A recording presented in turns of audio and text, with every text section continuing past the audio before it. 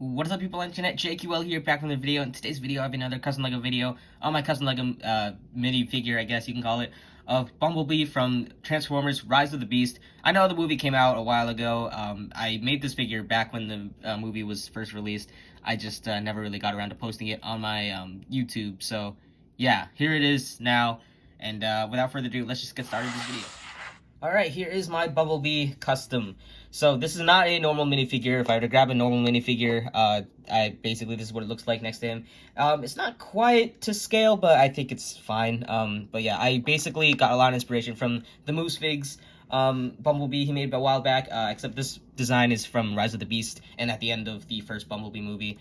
And yeah, so I basically used a flashlight figure, one of these things. This one specifically was like a zombie figure, but this is the only one I have that's not messed with at the moment. So yeah, this is what it looks like before. You can see I did a lot of modifications. For one thing, I sculpted everything you see here. All the car parts, everything is sculpted by me.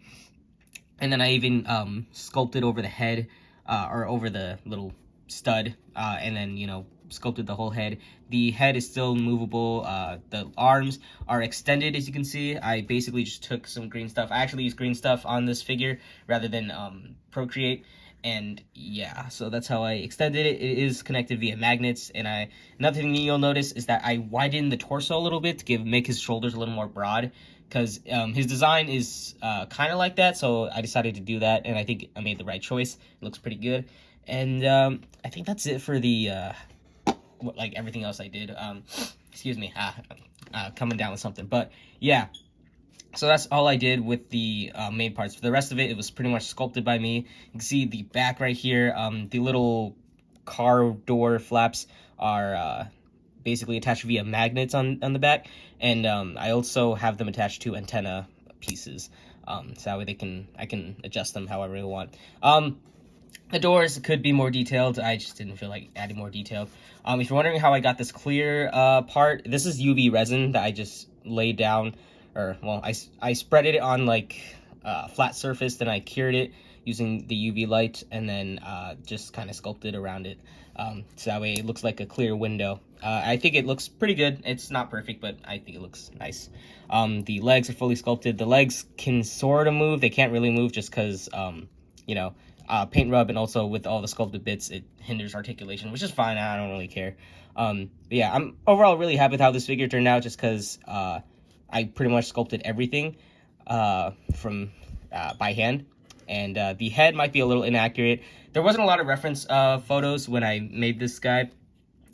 So yeah, that made it a little difficult. But yeah, I managed to do it. Hopefully it's accurate. I actually haven't checked. I've checked once and I swear I saw something inaccurate, but it's fine. I don't really care. Another thing I did is I gave him an accessory. If I remove his hand, I gave him this little cannon that attaches to his hand right there. It attaches to both arms, but yeah. And due to the magnets, it's kind of loose, but yeah, it's fine. Here's his cannon, or whatever you want to call it. I think it looks pretty good. It's not perfect. I kind of wish I made two of these, but I really didn't feel like making this two of these. It's just fully sculpted by me out of green stuff, and moving his hand back in. I was gonna make his little hand sword thing, but I ultimately just did not do that. But another thing I did is I made his mask, his battle mask. It's just goes over his face like that, and yeah, it looks pretty good. I'm pretty happy with how this turned out. The lenses are UV resin too. If I take it off real quick, yeah, you can see I basically took a base head, put UV resin on it, cured it, and then I sculpted everything around it. So basically, I just did this and then sculpted all the detail you see there. And I think it looks pretty good. This is kind of how I have it displayed, just because, it looks pretty good. I even painted the eyes in there. You can see I painted it on the inside of the lens, so that way it looks, you can actually see it. And yeah, so put that back on. I think it looks pretty good on him. I did weather this figure a lot. I add a lot of battle damage. I kind of wish I didn't. I think I overdid it. But overall, I think it looks okay. It could be worse, I guess. Just drop something, that's okay. So yeah, and here is the last comparison, which is the other Bumblebee figure I made. This one I made back when the first Bumblebee movie came out. I think it was 2018. But yeah, so this is the last design, or the movie design that I made, and yeah, didn't really age very well. You can see I extended the limbs and then have the arms on ball joints.